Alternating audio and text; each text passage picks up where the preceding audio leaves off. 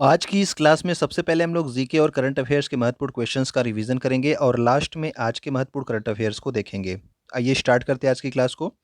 बाघों की संख्या को दोगुनी करने के लिए किस टाइगर रिजर्व को T+2 अवार्ड प्रदान किया गया? तो T+2 अवार्ड दिया गया आपके सत्यमंगलम टाइगर रिजर्व को, जो कि तमिलनाडु में स्थित है। और क्यों दिया गया ये अवार्ड? बाघों की संख्या को दोगुनी करने के लिए। ओके। बाघों की संख्या को दोगुनी करने से संबंधित सेंट पीटर्सबर्ग घोषणा पत्र जो है ये कब जारी किया गया? तो सेंट पीटर्सबर्ग घोषणा पत्र आपका 2010 में जारी किया गया था। सेंट पीटर्सबर्ग आपकी रूस का एक शहर का नाम है। ओके।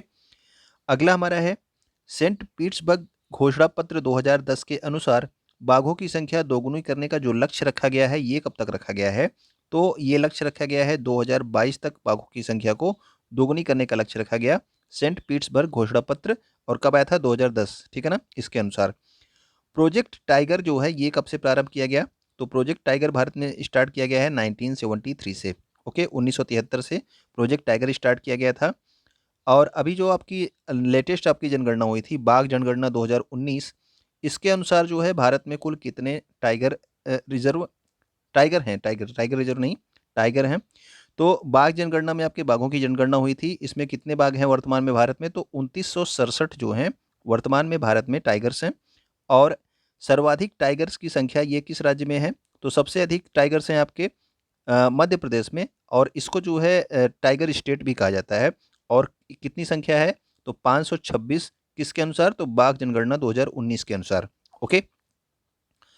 हाल ही में भारत और किस देश के कोनो राष्ट्रीय उद्यान मध्य प्रदेश में 8 चीतों यानी कि पैंथर्स को लाने के लिए समझौते ज्ञापन पर हस्ताक्षर किए? तो अभी हाल ही का करंट अफेयर्स है। तो भारत और नामीबिया देश ने जो है एक समझौते पर हस्ताक्षर किए हैं, ताकि नामीबिया से 8 चीतों को ले आकर के मध्य प्रदेश के कोनो राष्ट्रीय उद्यान में इसको स्थापित किया जाएगा। और 15 अगस्त तक ये जो है चीते आ जाएंगे यहाँ पे। ओके। भारत का नवीनतम बाघ रिजर्व अगर आपसे पूछ लिया जाए, तो भारत का जो नवीनतम बाघ रिजर्व यानी कि टाइगर रिजर्व है ये 53वें क्रम का है, ठीक है ना। और ये है आपका गुरु घासीदास टाइगर रिजर्व, जो कि किस राज्य में है? तो ये आपके छत्तीसगढ़ राज्य में स्थित है। वेलकम टू एग्जाम सहपाठी। आप लोग देख रहे हैं डेली घटना चक्र और समसामयिकी सार की क्लास को। ये क्लास सभी एग्जाम्स के लिए इंपॉर्टेंट है, क्योंकि इसमें हम लोग करते हैं करंट अफेयर्स और जीके के महत्वपूर्ण क्वेश्चंस का रिवीजन। अगर आप यहाँ पे पहली बार आए हैं तो यूट्यूब पे हमें सब्सक्राइब कर सकते हैं। इसके अलावा आप टेलीग्राम पे, इंस्टाग्राम पे और फेसबुक पर भी हमें आप फॉलो कर सकते हैं। तो आइए अब कंटिन्यू करते हैं आज की क्लास को। विश्व के प्रमुख घास के मैदानों को देखते हैं। तो ये डाउन्स के घास के मैदान कहाँ पे पाए जाते हैं? तो डाउन्स घास के मैदान ऑस्ट्रेलिया में पाए जाते हैं। लानोज घास के मैदान ये आपके वेनेजुएला में जो है घास के मैदानों को लानोज घास के मैदान हो गए आपके वेनेजुएला में। प्रेयरीज जो है ये कहाँ पे पाए जाते हैं? तो प्रेयरीज जो है ये उत्तरी अमेरिका के घास के मैदान हैं, ठीक है। पंपास आपसे बहुत बार पूछा जाता है, तो पंपास जो है ये अर्जेंटीना का जो है घास के मैदान को क्या कहते हैं? तो ये आपके पंपास कहा जाता है। सवाना जो है घास के मैदान कहाँ पाए जाते हैं? तो पूर्वी अफ्रीका के क्षेत्र में सवाना घास के मैदान पाए जाते हैं। ओके। कैंपोस घास के मैदान कहाँ पे होते हैं? तो ब्राजील में घास के मैदानों को कैंपोस बोला जाता है। कैंटरबरी घास के मैदान कहाँ पे पाए जाते हैं? तो ये पाए जाते हैं आपके न्यूजीलैंड में। ओके। सेल्वास घास के मैदान जो आपका अमेजन बेसिन वाला एरिया है, ठीक है, अमेजन बेसिन में आपके पाए जाते हैं सेल्वास घास के मैदान। स्टेपीज जो हैं ये आपके यूरोप प्लस एशिया, तो इसी को बोला जाता है यूरेशिया, ठीक है ना। तो यूरोप और एशिया के जो है क्षेत्रों में पाए जाते हैं स्टेपीज घास के मैदान। वेल्स घास के मैदान कहाँ पे पाए जाते हैं? तो वेल्स घास के मैदान आपके दक्षिण अफ्रीका यानी कि साउथ अफ्रीका में पाए जाते हैं। पुछताछ घास के मैदान कहाँ पे पाए जाते हैं? तो हंगरी देश में जो है घास के मैदानों को क्या कहा जाता है? तो ये आपके पुछताछ घास के मैदान होते हैं, ठीक है। पार्कलैंड जो है घास के मैदान कहाँ पे होते हैं? तो ये भी आपके दक्षिण अफ्रीका में, ठीक है। तो वेल्स भी आपका दक्षिण अफ्रीका में और पार्कलैंड भी दक्षिण अफ्रीका में है। पूछताछ कहाँ पे? हंगरी में। अगला हम लिख देखते हैं क्वेश्चन। संस्कृति मंत्रालय द्वारा भारतीय विरासत संस्थान कहाँ पर स्थापित किया जाएगा? तो संस्कृति मंत्रालय स्थापित करेगी भारतीय विरासत संस्थान को, और यह स्थापित किया जाएगा उत्तर प्रदेश के नोएडा, ठीक है ना, या फिर आपको लिखा होगा गौतम बुद्ध नगर। ओके। ग्रामीण क्षेत्रों में बेहतर स्वास्थ्य सुविधा उपलब्ध कराने के लिए किस राज्य सरकार ने फैमिली डॉक्टर प्रोजेक्ट लागू करने का निर्णय लिया है? तो ग्रामीण क्षेत्रों में बेहतर स्वास्थ्य सुविधा उपलब्ध कराना इसका उद्देश्य है किसका? फैमिली डॉक्टर प्रोजेक्ट का। और ये किस राज्य का प्रोजेक्ट है? तो ये आपके आंध्र प्रदेश राज्य का परियोजना है। ओके। हाल ही में किस देश ने दुनिया का पहला तंबाकू निरोधी बिल पेश किया है? तो तंबाकू निरोधी बिल पेश करने वाला दुनिया का जो आपका पहला देश है वो है आपका न्यूजीलैंड। ओके। नेक्स्ट हमारा है विशेष पोषण योजना के तहत मिड डे मील के साथ सरकारी स्कूलों में नाश्ता देने वाला देश का पहला राज्य कौन सा है? तो आपको बताया गया था पहले कि तमिलनाडु राज्य जो है यह मिड डे मील के साथ में सरकारी स्कूलों में क्या देगा? नाश्ता भी देगा बच्चों को, ठीक है ना? तो ये आपका तमिलनाडु राज्य है। भारत का दूसरा सबसे बड़ा मेला जिसका नाम है मेदराम जात्रा, इसका आयोजन कहाँ पर किया जाता है? तो मेदराम जात्रा मेला जो है ये आपका भारत का दूसरा सबसे बड़ा मेला है। कुंभ कुंभ मेले के बाद कुंभ आपका सबसे बड़ा मेला है, उसके बाद आपका मेदराम जात्रा है और ये मनाया जाता है आपके तेलंगाना में। ओके। गृह मंत्रालय के द्वारा भारत का पहला जिला सुशासन सूचकांक किस राज्य के लिए जारी किया गया? तो जो आपका जिला सुशासन सूचकांक जारी किया गया है, ये जारी किया गया है जम्मू कश्मीर के लिए और इसमें जो नंबर 1 जिला है जिला सुशासन सूचकांक में वो आपका जम्मू जिला है, ठीक है ना? तो जम्मू जिला जो है इसमें नंबर 1 पे है। यूक्रेन की राजधानी का क्या नाम है? तो यूक्रेन की राजधानी है आपकी कीव। ओके। और यूक्रेन से भारतीयों को वापस लाने के लिए कौन सा अभियान प्रारंभ किया गया? तो यूक्रेन से भारतीयों को वापस लाया गया ऑपरेशन गंगा के तहत। अगर मैं आपसे पूछ लूँ कि अफगानिस्तान में जो है पिछले वर्ष एक जो है आपका अ, अभियान प्रारंभ किया गया था भारतीयों को वापस लाने के लिए, तो अफगानिस्तान में कौन सा ऑपरेशन चलाया गया था? ये आप लोग कमेंट करके बताएंगे। न्यू डेवलपमेंट बैंक की एक क्षेत्रीय इकाई गिफ्ट सिटी गांधीनगर गुजरात में स्थापित की गई। तो एनडीबी की जो आपकी क्षेत्रीय इकाई है कहाँ पे स्थापित की गई? गिफ्ट सिटी गांधीनगर गुजरात में। और इसका प्रथम अध्यक्ष किसे बनाया गया? तो इसके प्रथम अध्यक्ष बनाए गए हैं आपके डीजे पांडियन, ठीक है। राष्ट्रध्वज का जो वर्तमान स्वरूप है आपका तिरंगा, इसको कब अपनाया गया था? तो इसको अपनाया गया था 22 जुलाई 1947 को। ओके। और राष्ट्रगान को कब अपनाया गया था? तो राष्ट्रगान को अपनाया गया था 24 जनवरी 1950। ठीक, तो राष्ट्रगान आपका क्या है? आप लोग कमेंट करके बताना। वंदे मातरम आपका राष्ट्रगान है या फिर जनगण मन राष्ट्रगान है या फिर विजय विश्व तिरंगा प्यारा? ठीक है, तो कौन सा आपका राष्ट्रगान है? आप लोग कमेंट करके बताना।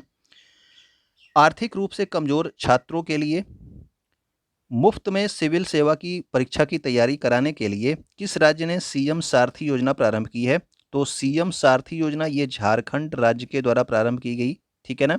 मुफ्त में जो है सिविल सेवा परीक्षाओं की तैयारी कराने के लिए सीएम सारथी योजना झारखंड राज्य में। उत्तर प्रदेश में कौन सी योजना प्रारंभ की गई है? तो उत्तर प्रदेश में अभ्युदय योजना प्रारंभ की गई है। अगर मैं आपसे पूछ लूं कि राजस्थान में जो है इसी तरह की कौन सी योजना प्रारंभ की गई है फ्री कोचिंग की राजस्थान में, तो आप लोग कमेंट करके बताना। ओके। किस राज्य ने बराक भुवन वन्यजीव अभयारण्य को स्थापना के प्रस्ताव को मंजूरी दी है? तो बराक भुवन वन्यजीव अभयारण्य कहाँ पे स्थापित किया जाएगा? तो यह स्थापित किया जाएगा असम राज्य में, ठीक है। तो बराक भुवन वन्यजीव अभयारण्य कहाँ पे? असम राज्य में। जुलाई 2022 में अंतर्राष्ट्रीय क्रिकेट परिषद यानी कि आईसीसी ने किन किन देशों को एसोसिएट सदस्य का दर्जा दिया है? तो ये 3 देशों को एसोसिएट सदस्य का दर्जा दिया गया है। एक तो आपका उज्बेकिस्तान है, दूसरा है आपका कंबोडिया और तीसरा है आपका आइवरी कोस्ट। आईसीसी का मुख्यालय कहाँ पे है? तो आईसीसी का मुख्यालय है आपके दुबई में, ठीक है ना। आईसीसी का मुख्यालय दुबई में है। इसके वर्तमान में अध्यक्ष कौन है? तो ये आप लोग कमेंट करके बताना कि आईसीसी के वर्तमान में अध्यक्ष कौन है। ओके। अंतर्राष्ट्रीय बाघ दिवस प्रत्येक वर्ष कब मनाया जाता है? तो अंतर्राष्ट्रीय बाघ दिवस प्रत्येक वर्ष मनाया जाता है 29 जुलाई और इसे जो है 2010 से मनाया जाना प्रारंभ किया गया, ठीक है। जब आपका सेंट पीटर्सबर्ग घोषणा पत्र जारी हुआ था उसके बाद से। तो सेंट पीटर्सबर्ग घोषणा पत्र 2010 में जारी हुआ, अभी आपको स्टार्टिंग में बताया गया था, ठीक है ना। और ये सेंट पीटर्सबर्ग घोषणा पत्र किससे संबंधित था? तो बाघों की संख्या को दोगुनी करने के लिए, ठीक। और इस वर्ष बाघों की संख्या को दोगुनी करने के लिए किस जो है बाघ अभ्यारण्य को T+2 अवार्ड दिया गया? ये आप लोग को कमेंट करके बताना है। ओके। हेपेटाइटिस दिवस कब होता है? तो हेपेटाइटिस दिवस होता है आपका 28 जुलाई को। अंतर्राष्ट्रीय बाघ दिवस कब होता है? तो ये होता है आपके 26 जुलाई को। अगर मैं आपसे पूछ लूं कि कारगिल विजय दिवस, ये भी इंपॉर्टेंट है, आपसे पूछा जाता है एग्जाम में, कारगिल विजय दिवस कब मनाया जाता है? और नेल्सन मंडेला जो है, नेल्सन मंडेला दिवस कब मनाया जाता है? ठीक, नेल्सन मंडेला दिवस कब मनाया जाता है? ये दोनों आप कमेंट करके बताएंगे। आइए अब देखते हैं 30 जुलाई 2022 के महत्वपूर्ण करंट अफेयर्स को।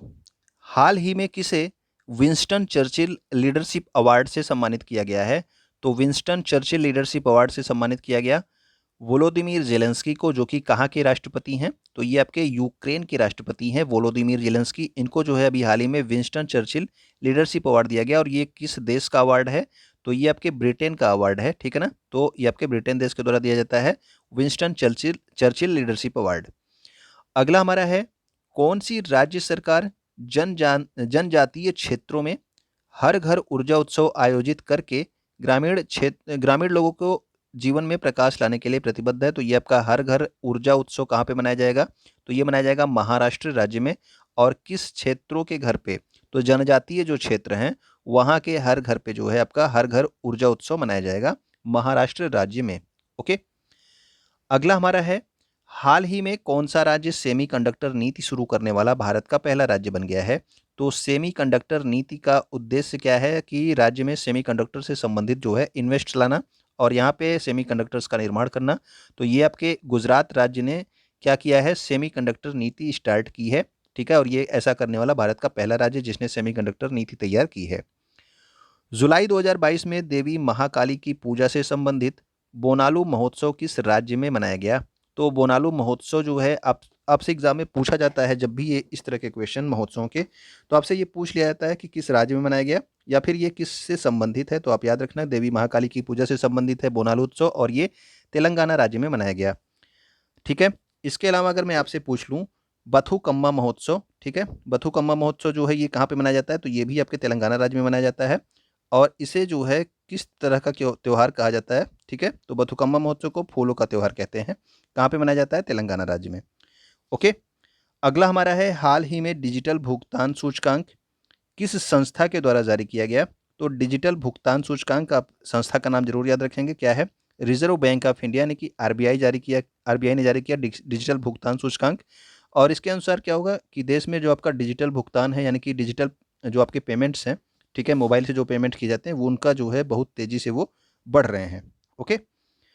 अगला हमारा है, हाल ही में इंग्लैंड के लिसेस्टर क्रिकेट ग्राउंड का नाम भारत के किस क्रिकेटर के नाम पर रखा गया है? तो लिसेस्टर क्रिकेट ग्राउंड कहाँ पे है? इंग्लैंड में है।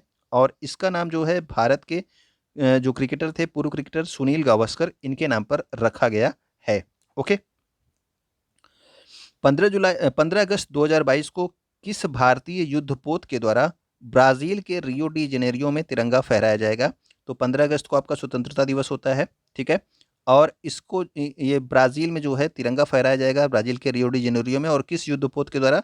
तो आईएनएस तरकस के द्वारा। ठीक है, तो आईएनएस तरकस भारत का जो है एक युद्धपोत है और इसके द्वारा ब्राजील के रियो डी जेनेरियो में क्या फहराया जाएगा? तो तिरंगा फहराया जाएगा। अगला हमारा है, बर्मिंघम कॉमनवेल्थ गेम्स 2022 के उद्घाटन समारोह में भारतीय दल के ध्वजवाहक कौन थे? ठीक, तो अभी हाल ही में जो है इसका उद्घाटन किया गया बर्मिंघम कॉमनवेल्थ गेम्स का, ठीक है ना, 28 तारीख को। और इसमें भारतीय दल के ध्वजवाहक जो है आपके पीवी सिंधु और मनप्रीत सिंह। ठीक है, तो मनप्रीत सिंह आपके क्या है? तो हॉकी पुरुष हॉकी टीम के कप्तान हैं। और पीवी सिंधु आपका कौन सा खेल खेलती हैं वो आपको कमेंट करके बताना है कि ये आपके बैडमिंटन खेलती हैं या फिर टेनिस। ओके। नेक्स्ट हमारा है, 29 जुलाई 2022 को प्रधानमंत्री नरेंद्र मोदी ने कहां पर भारत के पहले अंतर्राष्ट्रीय बुलियन एक्सचेंज को लॉन्च किया? ठीक है, तो अंतर्राष्ट्रीय बुलियन एक्सचेंज, भारत का पहला अंतर्राष्ट्रीय बुलियन एक्सचेंज कहां पे लॉन्च किया गया? तो ये गिफ्ट सिटी गांधीनगर गुजरात में इसका प्रारंभ किया गया। बुलियन क्या होता है? तो बुलियन जो होता है उच्च गुणवत्ता का सोना और चांदी जो होता है, ठीक है ना, इसका विनिमय करने के लिए यानी कि इसको एक्सचेंज करने के लिए आपका अंतर्राष्ट्रीय बुलियन एक्सचेंज स्थापित किया गया है। ठीक है, तो बुलियन है आपका उच्च क्वालिटी का जो आपका सोना और चांदी होता है वो। नेक्स्ट हमारा है, हाल ही में किस राज्य सरकार ने मुख्यमंत्री नाश्ता योजना शुरू की है? तो मुख्यमंत्री नाश्ता योजना कहाँ पे प्रारंभ की गई? तो ये भी आपके तमिलनाडु में प्रारंभ की गई। ठीक है, कक्षा 1 से 5 तक के बच्चों को, और इन्हें जो है डेली 150 ग्राम जो है नाश्ता दिए जाने का प्रावधान किया गया है। तो अभी आपको बताया गया था कुछ देर पहले भी, मिड डे मील के साथ जो है नाश्ता देने वाला पहला राज्य कौन बना? तो वो आपका तमिलनाडु राज्य बना है। ओके। तो ये हमारे महत्वपूर्ण करंट अफेयर्स और जीके के रिवीजन थे। उम्मीद करता हूँ कि आपको अच्छे लगे होंगे, तो अपने दोस्तों तक इसको जरूर शेयर कर देंगे। वीडियो को आप यहाँ तक देख रहे होंगे तो लाइक कर ही चुके होंगे, अगर नहीं किया है तो अभी भी कर सकते हैं। वीडियो आप यहाँ तक देख रहे हैं तो वीडियो को देखने के लिए आपका बहुत बहुत धन्यवाद।